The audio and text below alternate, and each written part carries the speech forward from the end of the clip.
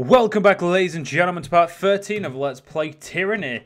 The tale of well, not the tale, but the story of Kyros, our illustrious fatebinder in this series. So, the Vengeance Guard are now at full wrath with us, and we've now got the drained strength from them. Ebb is quite fearful of us, so... I mean, she really... Yeah, she's not happy with us, but that's fine. We're a very domineering person. But let's speak to all of our characters. So, the Scarlet Chorus and Disfavored are at each other's throats. Can't say I didn't see that coming, but the Archons might have waited until one war was over before they started another. War doesn't concern me, or interest me. Funny sentiment, considering you're in the center of it. Not that I'm judging. I'll say this much. Our time together is anything but dull. My blades are yours for as long as you'll have me. Let's be off then. Let's talk to Burak next. Fatebinder, if you have a moment. Burak stands at attention, his rigid bearing making of him an unmoving statue. There have been a number of times since I came to your service to which I have not agreed fully with your choices. That said, never have I truly questioned your judgment. I hope this pattern holds after you hear the request I now make of you. I'm going to glare silently. I hoped that perhaps the adjudicator would hear my case. I can adjudicate cases in Archon's stead. This is something you probably want to appeal to a higher power. I have been encased in this. He wraps a gauntlet against the shards of corroded iron and bronze that sweep across his chest. Shells, since Kyros' edict of storms made a grave of old Starworld. It occurred in service to the Overlord, and I would ask that the Overlord free me of its burden.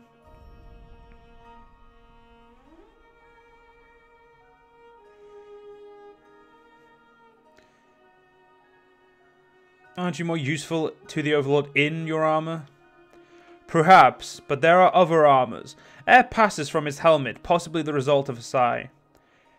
Any respectable commander would extol to you the virtues of high morale. I confess that each day I remain confined to this monstrosity, mine wanes.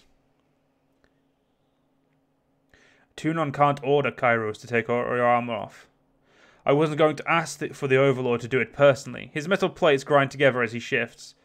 The Forge-bound Guild swore its service to the Adjudicator. If any hope of my freedom from this carapace exists, it lies with them.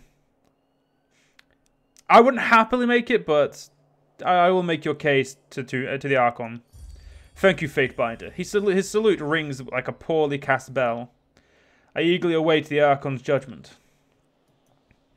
And last but not least is Lantry. At least in theory, I'm supposed to be observing history and not getting myself wrapped into it. All the same, this is the thrill of a lifetime. Rarely does one stand so close to monumental moments in the making. If given the choice between a multifaceted hive mind of treachery and a surly old soldier, General Grumps is the wiser choice. It's patently obvious which Archon is truly loyal to Kyros. So, I must ask, are you planning on taking sides in the Civil War? Or do you have other plans? I am a servant of the Archon of Justice. That much has not changed. Dutifully spoken. It is Tunon's duty to arbitrate matters between the Archons, so this rift between Ash and Narot certainly falls under his jurisdiction. And here you are, thrust in the middle of the dispute. No doubt the mighty Adjudicator will be relying heavily on you to get to the truth of the matter. Whatever you do next, consider that many eyes will be upon you. For you have both delivered and taken away the Overlord's edicts, and few will know how to make sense of the latter. You are an exception the Archons cannot afford to ignore. They will likely aim to control or destroy you. Noted. Now let's get moving. Now, I'm just going to remind myself, we are, like, this little bit, ladies and gentlemen, just to remind me that we are a brutal assassin who is disciplined and orderly. Right, just making sure I remembered my traits. So, now that we have a spire, we have the Vendrian's Well spire, we can adorn it with a few little people. One thing we are going to need to get is fatebinder Cesper. Fatebinder with the ability to change skills you are proficient in. So if I ever feel like a change, she's always nice to have. Now, who do I want here? Well, one-handed, two-handed, dual wield. Yeah, we want you. A merchant with multi-collections items himself. Yeah, we'll hire you. A skill trainer who teaches an arm, parry, dodge. Yep. Well, we've got... Oh, shit. Oh, fuck you. Yeah, we don't need you. Well, you teach subterfuge. You know what? You're useful. And we'll get... Well, Kenrick we won't need for now.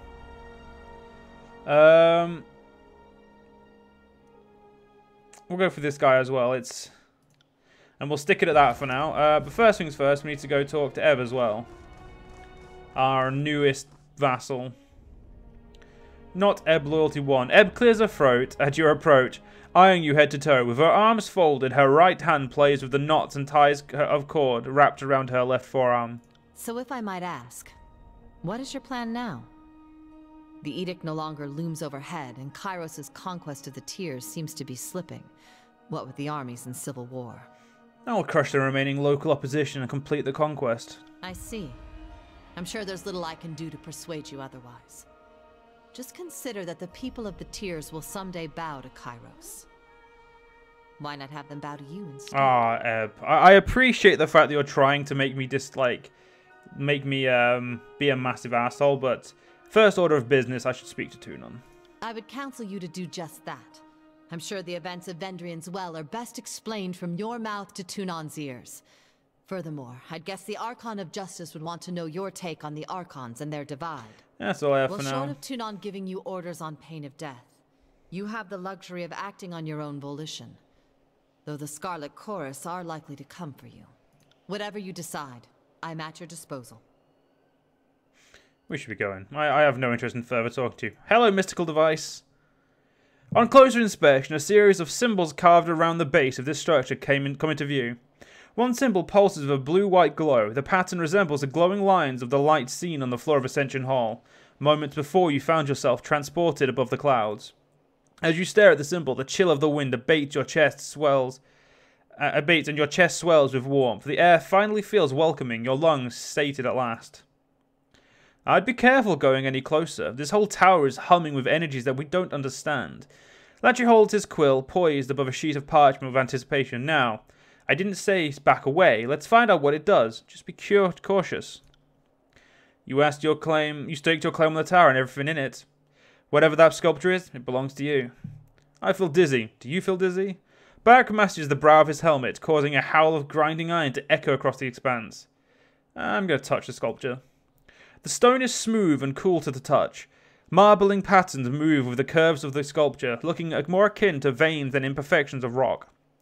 You can't find a single marking to suggest an artisan's tool. As you're about to draw your finger away, you feel a sudden return pressure on your fingertip as the sculpture touches you back. The sculpture is once again still. There is a rush of warmth through your body, a jolt of enervation that steadies your balance. A barrage of tactile sensation floods your mind as you feel footsteps and wind, but not on your face or your limbs. A moment later, the flood of information begins to make sense. You are feeling the wind against the spire, and even the weight of your own feet as if the spire were a second spine. With this connection made, you feel your awareness pull from this place, not as a traveller, but as one glimpsing the world from impossibly far away. In this moment, there is nothing you cannot see, though you see it nearly all at once in a flood of sensation that is difficult to pass. You see a spire at the crossing of an ancient stone structure, two walls extending off into the distance. At the base of this eternal spire, settlers and merchants act in every way unconcerned, toiling under the observation of unforgiving taskmasters. As the shadow of the spire falls over them, the mood changes. The settlers pause in shared unease and look up to the sky, towards you. Though you haven't seen in person, you are certain this is a vision of Levian's crossing. For nowhere else are the Tearsmen brave or desperate enough to settle at the intersection of bane-ridden walls. Near the settlement built into the joining ancient walls, you see a breach in the massive masonry, a cleft into the hidden realm within the old walls. I'm going to drift close to the spire. The spire feels similar to one you now occupy. Though instead of radiating arcane life, it reeks of dust and crumbling stones. A branch rivering once pulled from its tree. It reaches for you with a barely perceptible tug, or drift into the old world's entrance. Shadows envelop you, muttering all sound and vision with perfect delay. There is a feeling of perversion, of wrongness. Whatever arcane power is allowing your senses to drift free of your body seems to falter in this place. Figures haunt the stone halls, drifting emanations of cloud, claw, and fang. They pay you no heed, but you fear them all the same. In the depths of this forbidden place, the deepest chamber is bathed in light. An arcane symbol illuminates the floor, though the details hurt your eyes when you focus. With a gentle tug, your focus pulls back to a new horizon, though it takes you a moment to recognize it as Vendrian's well. You return to the awareness of your immediate surroundings. The effect leaves you unsteady on your feet. The link between you and the spire recedes. The arcane bond is still present, but the mystical energies, for the moment, are quiet. Your body flooded with excitement and fatigue, it's unclear whether the mystic connection is strengthening you or siphoning. The tower offers nothing by the way of an answer, and you know that asking would only yield more silence and mystery. The deluge of sensation is over, but the positions of the other spires still linger in your mind. From your vantage point atop the mountain spire, you can easily spot the mysterious structures, each of them rising above their distant surroundings.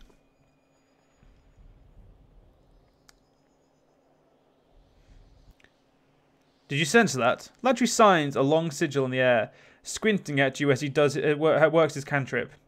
The ripples are everywhere. When you move, the magic of this place stirs and churns. That portal over there, those burning braziers, they will grow more intense as you approach. I think it responds to your presence. Before we get ahead of ourselves, it's worth remembering that you ended Kyros' edict. That's no small feat. Maybe your connection to this place is related. Either way, sounds like something for the arcane-minded to investigate.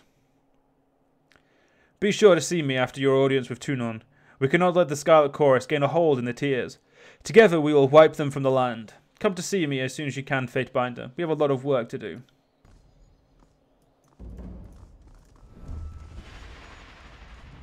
You lie, game. The braziers aren't on fire. You lied to me. So we'll see what these are first. Power. Yep, Kyros. Yep, that's...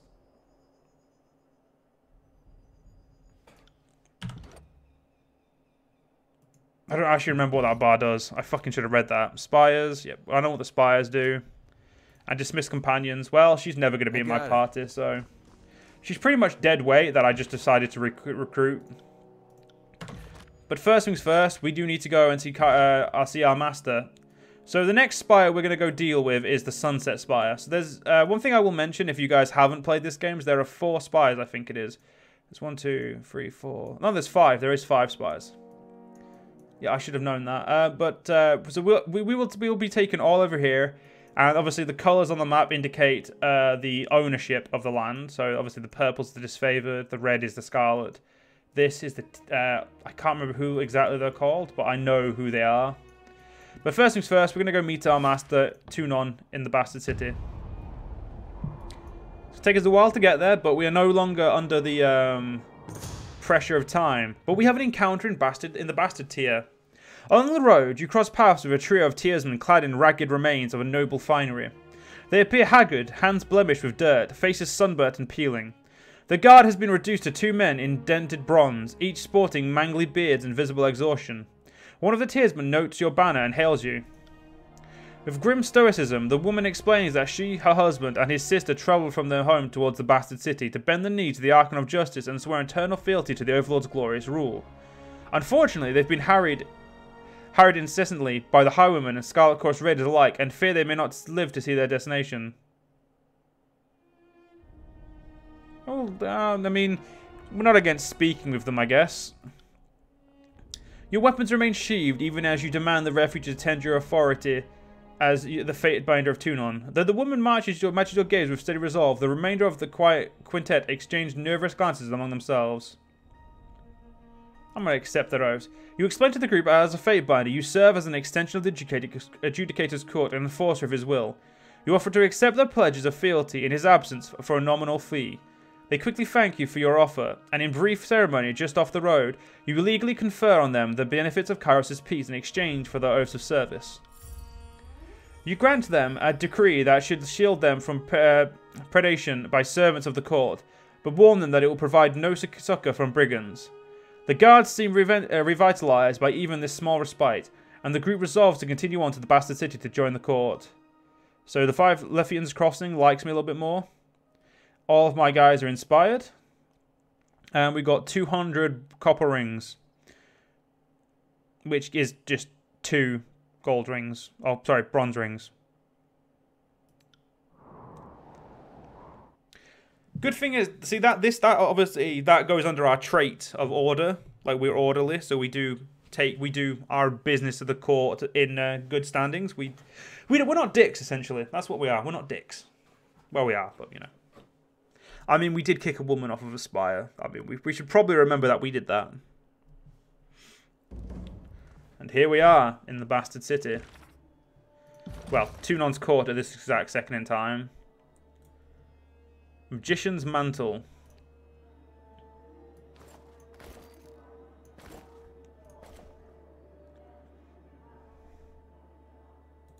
See, if I wasn't someone who went up and close, I'd be bothered, but Lantry, that's definitely for you. I'm sorry, since when does Lantry have 80 fucking lore? Doesn't matter. Learn it anyway. We now have the expression, ooh, so if we go to Frost and we have this, oh wait, Lightning? Ah, so we can do it with you. And we can do it with you. So we can't do it. It's nothing that is useful to me just at the moment. I got it. So right now we could talk to a few people around here. This is where we need to go, but I'm going to talk to... I'm just going to join in. We're going to go straight involved. This part may run a little bit long, but that's okay.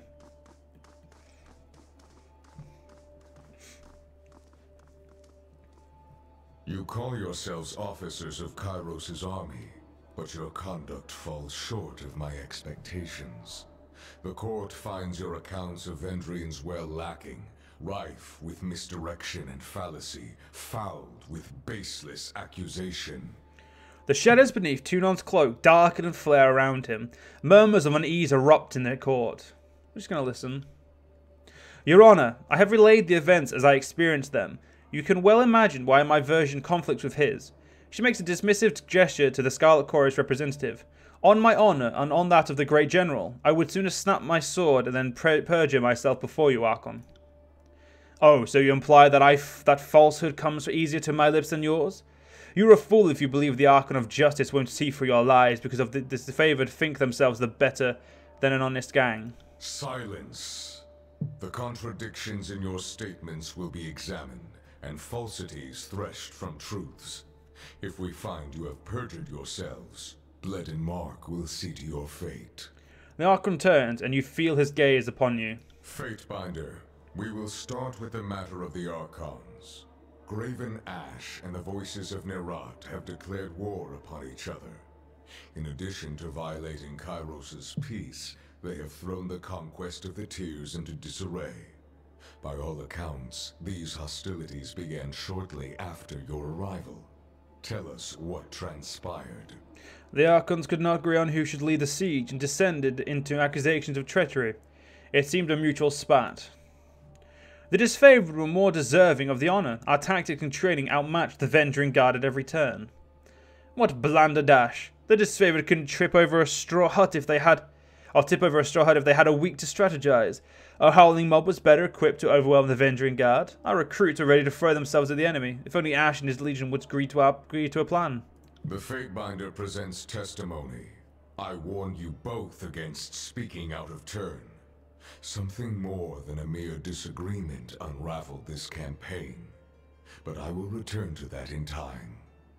Let us speak of Ascension Hall. The disfavored sing your praises across the realm, though the Scarlet Chorus appeal for charges of treason. Perhaps you can offer a more enlightened account.